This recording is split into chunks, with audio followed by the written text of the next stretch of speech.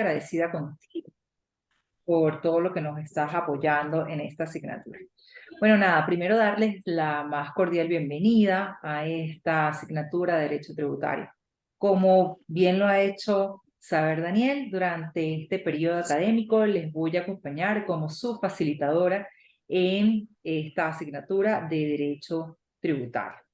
Esta asignatura pues está constituida por 4 unidades temáticas. La primera de ellas, la que hace referencia a la hacienda pública y las actividades financieras del Estado. Esa es la que vamos a ver, Dios mediante, esta noche.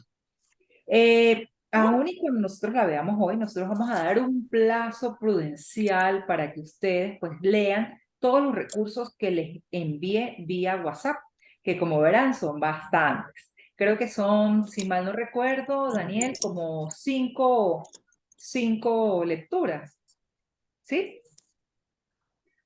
Sí, 5. 5 lecturas, 5.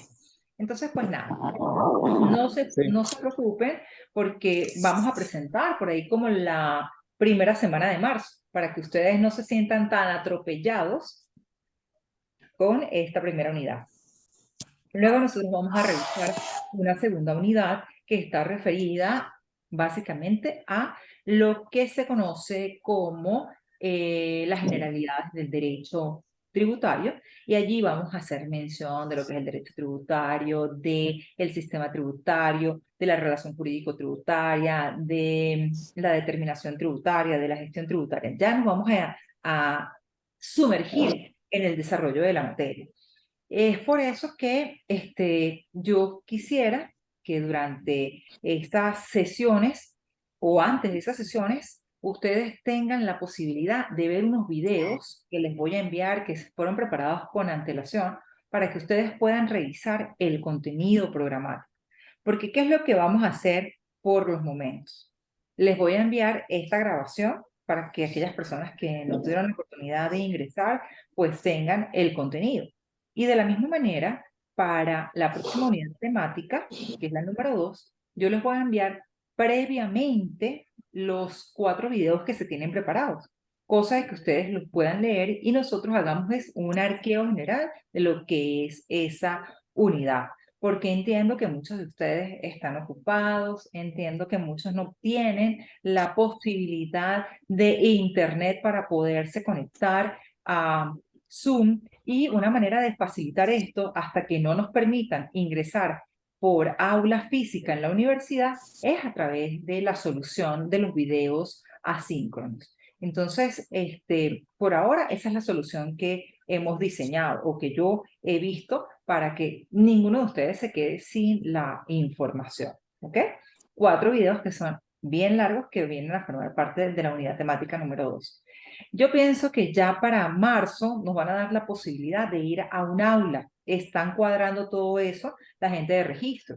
Entonces ya con el aula nuestra, vamos a poder ir una vez a la universidad, y con esa aula pues nosotros nos vamos a acercar un poco más. Y pienso que ya para la unidad número 3, que es la que contempla los tributos en Venezuela, pues nosotros vamos a hacer nuestro desarrollo temático allá de manera presencial. Sin embargo, si eso no se lograra, pues nosotros haremos lo propio por medio de los videos asíncronos, y tendremos nuestra clase para de alguna u otra manera poder disipar las dudas, preguntas que se puedan generar.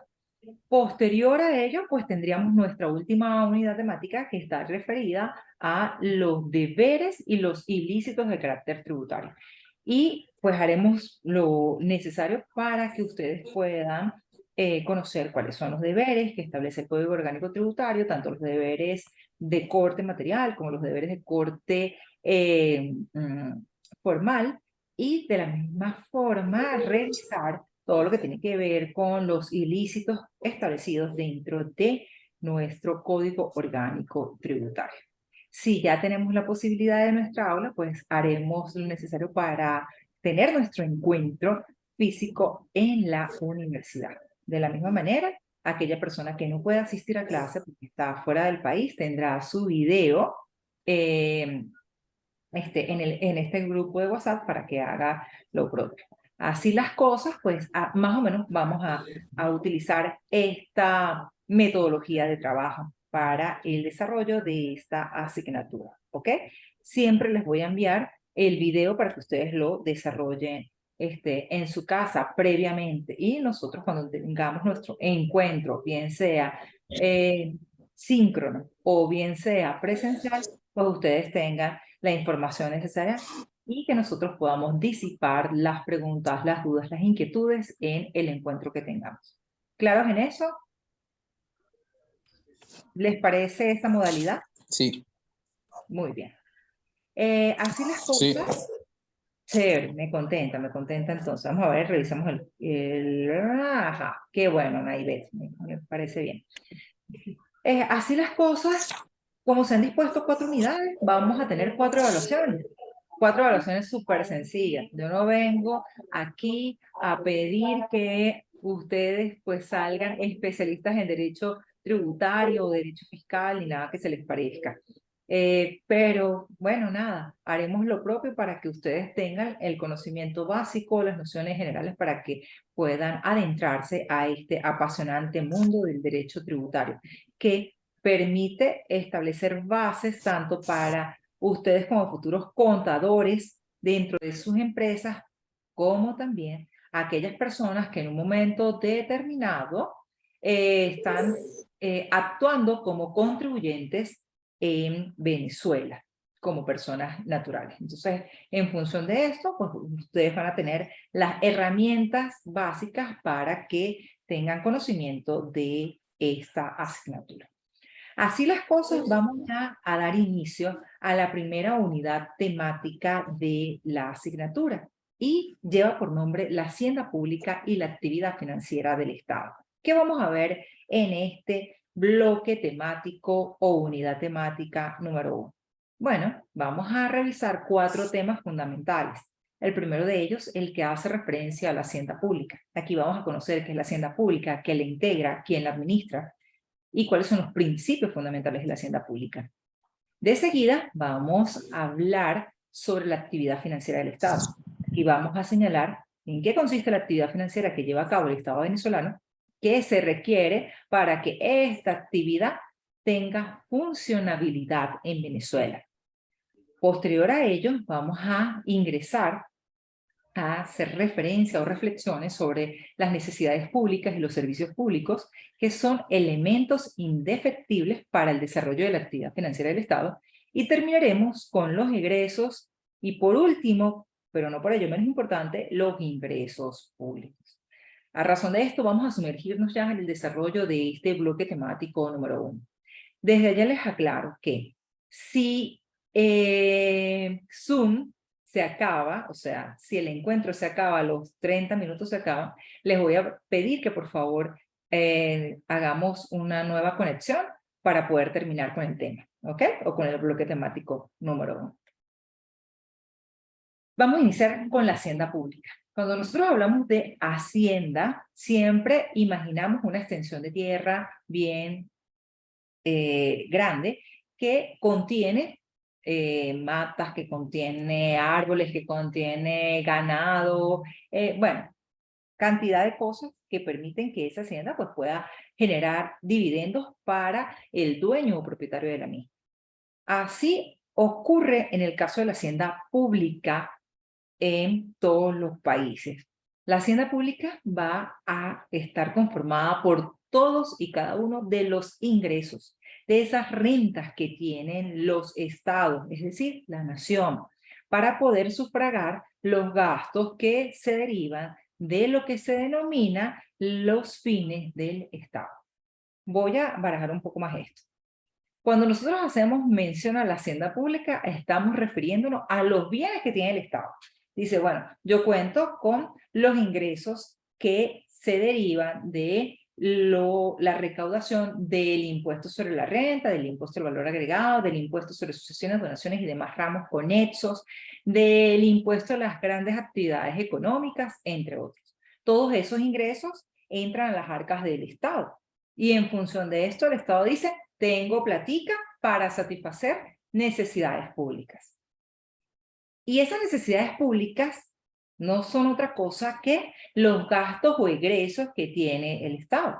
¿Por qué? Porque en principio nosotros como contribuyentes, nosotros como administrados, le hemos dado ese poder al Estado. Le hemos dicho, señor Estado, nosotros confiamos en usted.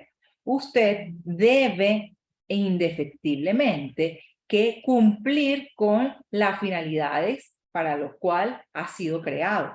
¿Y cuáles son esos fines que dispone el Estado? ¿Cuáles son esos fines que debe cumplir el Estado?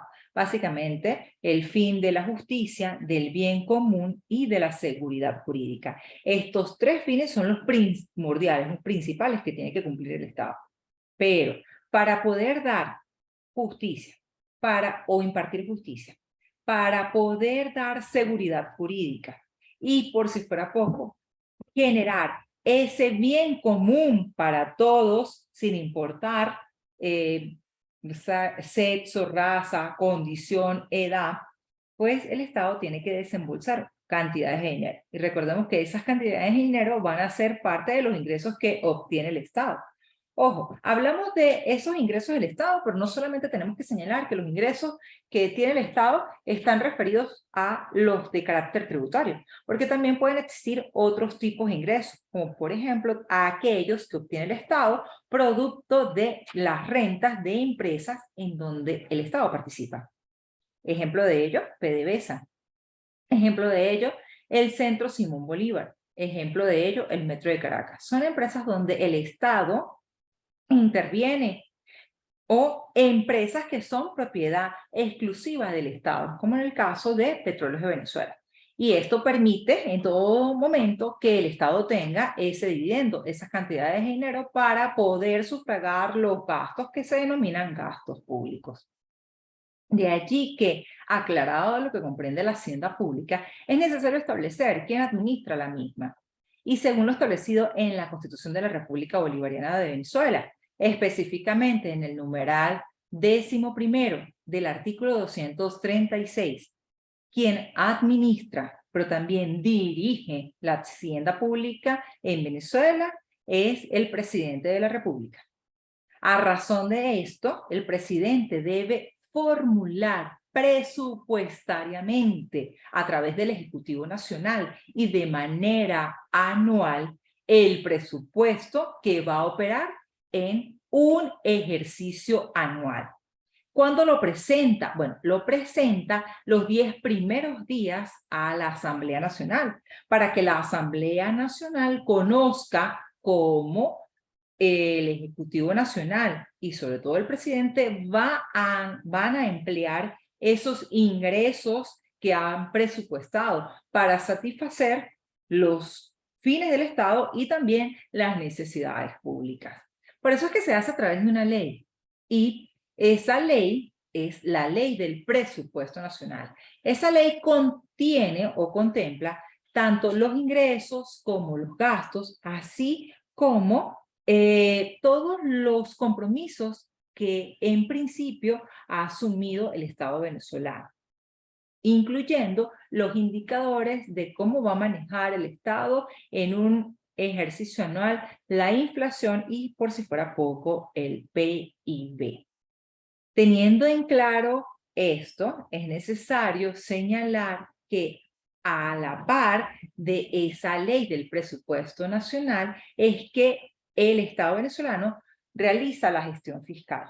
Y la gestión fiscal va a hacer todas esas actuaciones que lleva a cabo el Estado para, de una u otra manera, administrar los ingresos, manejar los bienes y los fondos públicos, cumplir con las obligaciones, así como también establecer lo necesario para la recaudación de esos ingresos, la conservación, la enajenación del gasto, hacer inversiones públicas y disponer de esos ingresos para cumplir con todas y cada una de las obligaciones que tiene.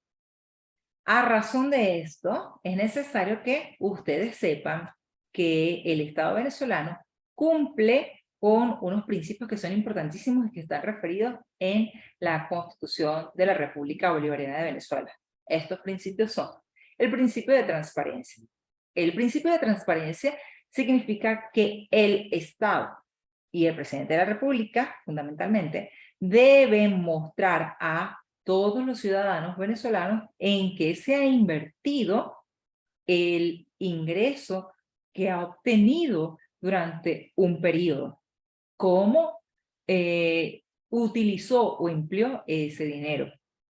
Por eso es que generalmente el presidente de la República debe presentar a la Asamblea Nacional, junto a la ley del presupuesto, una memoria y cuenta de lo que ocurrió el año próximo anterior, es decir, el que acaba de culminar, para que todos sepamos en qué invirtió el Ejecutivo Nacional los bienes, cómo fue que hizo la repartición de los gastos y si realmente cumplió a cabalidad con lo que había presupuestado. La eficacia, bueno, el principio de la eficacia es que indefectiblemente el Estado tiene que cubrir los gastos públicos con los ingresos, pero esos gastos tienen que ser eminentemente necesarios. Y ya vamos a ver cuáles son esos gastos que son necesarios. Porque si realiza un gasto que es inoperativo, que no es funcional, pues obviamente estará haciendo un gasto que no es de los denominados gastos eficaces. Y esto puede poner en duda esa actividad que lleva a cabo el Estado, porque estará transgrediendo uno de los principios fundamentales de la hacienda pública.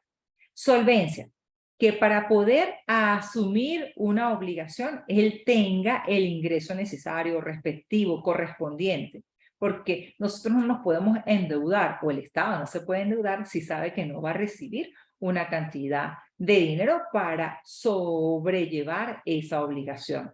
Y el equilibrio fiscal, que indefectiblemente viene de esa solvencia, es que por cada gasto existe un ingreso, es decir, que haya esa balanza, gasto, ingreso, pero que estén en una verdadera balanza equilibrada, ¿ok?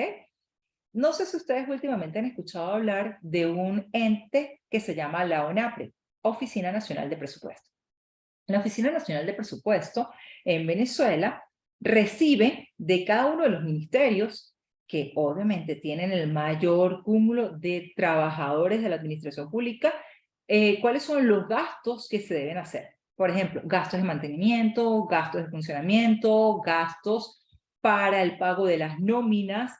Y esta oficina lo que hace es que le pasa esas planificaciones que han proyectado esos ministerios a el Ejecutivo Nacional. Pero ¿por qué hago referencia a esa Oficina Nacional de Presupuesto? Porque últimamente ella ha sacado instructivos que desconocen lo que nosotros denominamos esos beneficios salariales y laborales que han adquirido durante mucho tiempo los trabajadores de la administración pública en Venezuela. Ejemplo, el caso del sector salud y sobre todo, algo que nos afecta a nosotros directamente, el sector de la educación. Entonces, cada vez que esta oficina actúa, pues lo está haciendo desconociendo los principios constitucionales y está poniendo en vilo la gestión fiscal, puesto que está desconociendo los derechos laborales que en un momento determinado nosotros como trabajadores hemos ido adquiriendo, pero adicionalmente está desconociendo esos presupuestos que se le han pasado por cada uno de los ministerios. ¿Por qué se dice que es importante la gestión fiscal para el Ejecutivo Nacional? Se dice que es importante, es indefectible, es necesaria, porque es la que le va a poner el coto, el freno, el límite al endeudamiento público. Y esto se hace a través de la ley. Porque ustedes se imaginan que el Estado venezolano tenga la hacienda pública como una cajita de sacar caramelos, pues entonces él estaría sacando, e ir respetando los principios de transparencia, eficacia, solvencia y el equilibrio fiscal, y endeudaría muchísimo más al país y no cumpliría con las finalidades o los objetivos que se ha planteado como Estado en general, que es el bien común, la seguridad jurídica y, por si fuera poco, la justicia. Así las cosas, fíjense que en este momento hemos dado algunas reflexiones sobre lo que es la hacienda pública, quién la administra, qué es necesario para que exista la gestión fiscal y hemos reflexionado también sobre los principios dispuestos en la Carta Magna de Venezuela. Así las cosas, vamos ahora a ingresar a la actividad financiera del Estado. Cuando nosotros hablamos de actividad financiera, tenemos que señalar que esta comprende el conjunto de actuaciones que lleva a cabo el Estado venezolano para poder cubrir todas las necesidades a través de el gasto público y dará satisfacción al mismo por medio de los ingresos públicos. Palabras más, palabras menos utiliza el doctor Héctor Villegas, puesto que él señala que 4 elementos son fundamentales para que se dé la actividad financiera que lleva a cabo el Estado venezolano. Y estos son la necesidad pública, el servicio público, el ingreso público y el gasto público. Para que podamos entender un poco más esto, vamos a ir desmenuzando cada uno de ellos. El primero es la necesidad pública. Cuando nosotros hablamos de necesidad, estamos haciendo referencia a una carencia. Cuando nosotros decimos, ay, tenemos la necesidad de tomar agua, bueno, porque en este momento tenemos nos falta algo, nos falta hidratarnos en el cuerpo. Entonces, es porque hay una carencia, fundamentalmente. Y en el caso del elemento de la actividad financiera por parte del Estado, la necesidad pública, está referida a una carencia que va a afectar no solamente a un individuo en particular, sino al colectivo, ¿ok? Y por eso es que el doctor Héctor Villegas ha señalado que existen diferentes tipos de necesidades. La primera de ellas es la necesidad individual, la que le interesa a cada uno de nosotros, sin importar si la otra persona tiene la misma necesidad o no. Ejemplo de esto tenemos la necesidad del vestido, la cultura, la alimentación y la vivienda. Seguramente muchos de ustedes tienen vivienda propia, así que no va a ser la necesidad de ustedes, pero aquellas personas que no tienen vivienda propia, será una necesidad pública de carácter individual, la vivienda. Para otros será, bueno, asistir a un concierto, tener la posibilidad de ir a un teatro, asistir al cine. Pero para otras personas no es eso tan importante. Para otras personas es la alimentación, el vestido. Todo depende de la necesidad de cada uno de nosotros. Luego tenemos las necesidades o carencias colectivas. Esas afectan a un grupo específico, ojo, pero no a toda la colectividad o la universalidad de personas que están residiendo en el país. Ejemplo de esto. Cuando hablamos de educación, tenemos que señalar que dentro del sistema educativo venezolano vamos a conseguir a aquellas personas que estudian como ustedes en universidades públicas, pero también hay universidades de corte privado. En este momento, ¿quiénes son los que están pasando la necesidad pública? Porque los profesores estamos en una situación de paro medio flexible, de reclamación, de hacer exigencia por el desconocimiento de nuestros derechos laborales. La universidad de carácter pública. ¿Por qué? Bueno, porque somos los que estamos afectados por esa política aplicada por la Oficina Nacional de Presupuestos, es decir, por el ONAP. Igual ocurre con las escuelas públicas, con los liceos públicos, pero si nosotros traspolamos esto a aquellos instituciones privadas, pues ellos no están pasando la situación que está ocurriendo en las instituciones de educación de carácter público. De la misma forma tenemos el transporte, la comunicación y la asistencia social.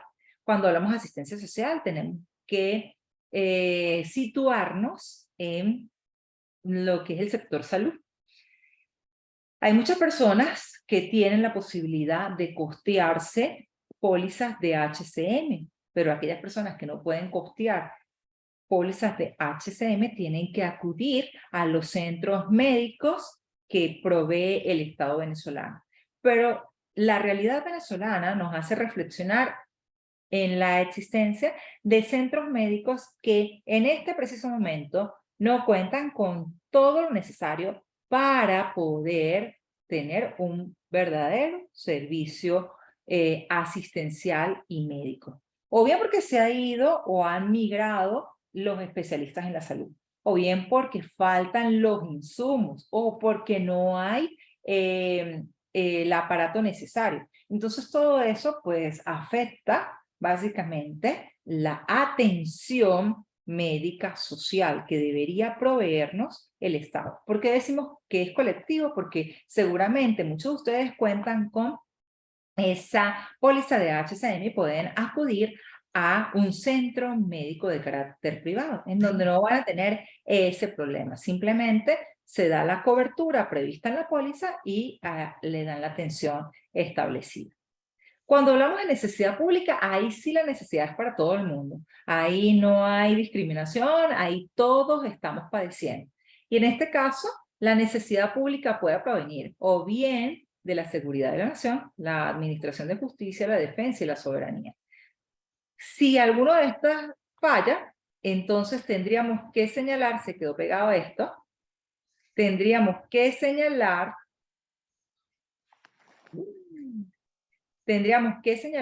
que el Estado debe cumplir con este tipo de asistencia, pero de carácter generalizado. De seguida vamos a revisar el servicio público. Cuando hacemos referencia al servicio público, nosotros tenemos que mencionar que el servicio público básicamente es una... ¿me siguen? No sé, porque esto se había quedado pegado y no podía girar la perillita del control. ¿Me siguen? ¿Me siguen? Ay, creo que sí. Sí, profe. Ah, chévere. Ok. Estábamos hablando del servicio público. Es otro de los elementos que integran la actividad financiera del Estado.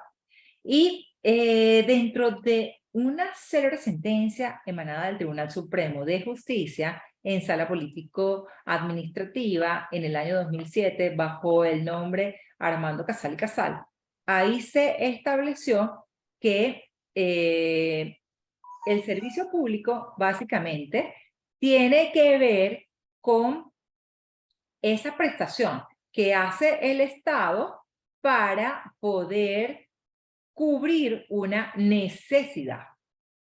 Puede ser que en un momento determinado el Estado nos diga a nosotros, voy a cubrir el servicio con todas estas personas que yo tengo y con todas las empresas que yo puedo poseer.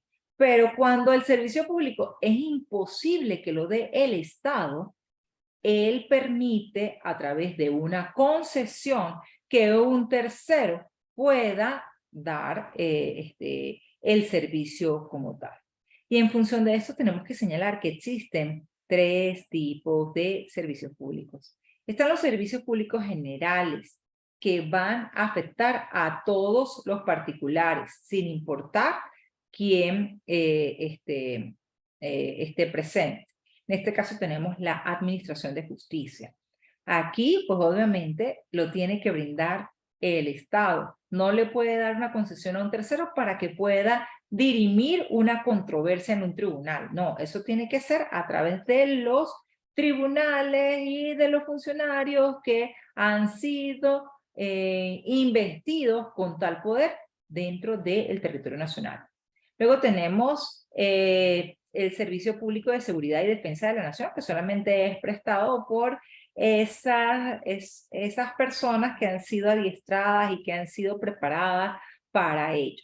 Luego tenemos el Servicio Público Colectivo, que está referido a todas esas actividades de suministro, expendio y distribución de hidrocarburos.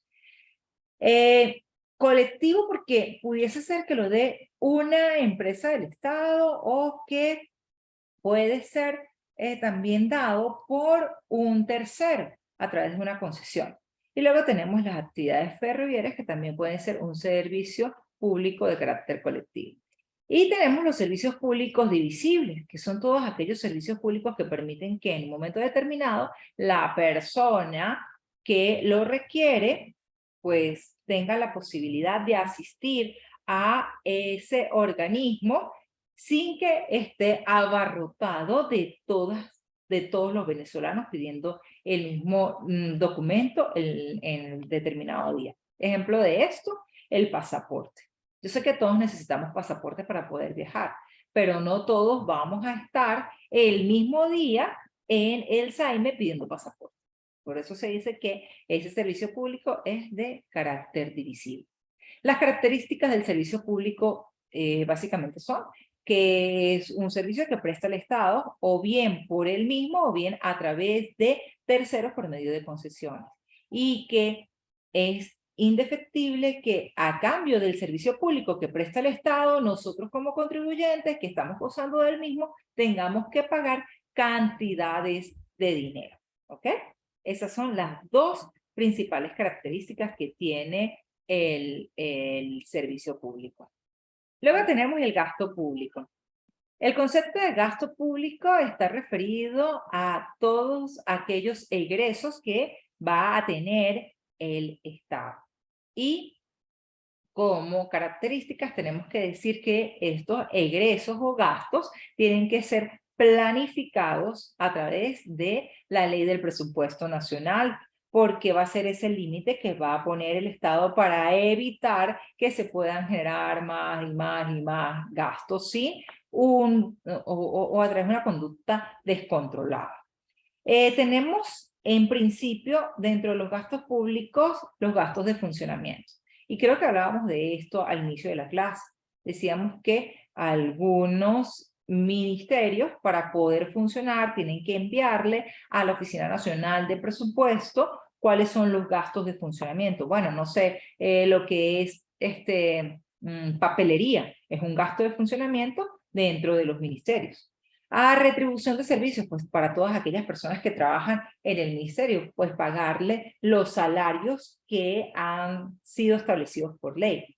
Gastos de consumo, bueno, todo lo que tiene que ver con, por ejemplo, electricidad, los gastos que tienen que ver con telefonía, internet, porque son gastos necesarios dentro de el funcionamiento. Y gastos de inversión, por ejemplo, si el Estado invirtiese básicamente en una maquinaria, por ejemplo, compró una computadora nueva o una impresora para desactivar otra que ya no estaba funcionando en ese respectivo organismo o institución. Luego tenemos gastos públicos por el criterio económico. Y dentro de esos gastos públicos por el criterio económico tenemos los gastos de transferencia, que son todos aquellos que en un momento determinado puede realizar el Estado enviándole dinero a otros estados o a las municipalidades. No sé si ustedes recuerdan que en diciembre del año pasado hubo un deslave en Tejerías. El Estado hizo lo propio y bajó recursos de el presupuesto nacional para cubrir los gastos para la reconstrucción de esa población en Venezuela. Igualmente ocurrió con las delicias en Maracay. Entonces el Estado también bajó recursos para que el Estado de Aragua pudiese sortear pues, ese embate que la naturaleza produjo en esos dos, en esas dos poblaciones. Luego tenemos los gastos productivos que son los necesarios para que pueda seguirse prestando los servicios que indefectiblemente debe prestar el Estado venezolano, como por ejemplo el caso del transporte público. Ahí tiene que el Estado tratar en lo posible de reparar pues todas aquellas unidades de transporte que forman parte de las unidades de transporte público. Y luego tenemos los gastos improductivos, que son todos aquellos gastos que realiza el Estado y que no tienen ninguna operatividad. Por ejemplo, en este momento que el Estado estuviese comprando armamento bélico, cuando nosotros no estamos en ninguna situación de guerra. Entonces sería ilógico que el Estado estuviera comprando armamento para una guerra que no estamos viviendo. ¿Okay? Luego tenemos el ingreso público, y el ingreso público está referido a todos esas rentas, esos activos, esas cantidades de dinero que en un momento determinado van a formar parte de la hacienda pública y que son del Estado. Según lo establece el doctor Héctor Villegas, nosotros vamos a tener la siguiente clasificación. Tenemos por la periodicidad del ingreso, los ingresos que son de carácter ordinario, que son recurrentes, como por ejemplo el ingreso que se obtiene por el impuesto al valor agregado, el ingreso que se obtiene por el impuesto sobre la renta, pero también tenemos ingresos que obtiene el Estado de manera extraordinaria, como por ejemplo cuando se vende el avión presidencial, que es un bien del Estado. En ese caso, pues obvio, no se va a vender todos los días ni a cada rato el avión presidencial. Eso es de carácter extraordinario. O cuando alguien le deja una herencia adyacente al Estado. O sea, se murió alguien, no dejó más nietos, no dejó hijos, no dejó familiar alguno, y esas cantidades de dinero que deja las asume el Estado. Eso es una herencia adyacente y va a quedar como un ingreso de carácter extraordinario. Luego tenemos, por la coactividad no del Estado, los ingresos que son originarios, los que obviamente maneja el Estado al 100% y tiene que ver más que todo con la tributación. En tanto que los derivados son aquellos que no van a ser producto de esa exigencia por parte del Estado. Por ejemplo, una herencia, o que a través de una liberalidad, Naibet le deje al Estado, no sé, una donación. O sea, en ese caso, pues nadie la obligó, ella está dejando eso para el Estado. Luego tenemos los recursos de empresas del Estado. Bueno, tenemos todas aquellas que van a generar servicios públicos. Por ejemplo, Cadela, CanTV, como ellas están prestando servicio público y lo que sea remanente para cubrir las necesidades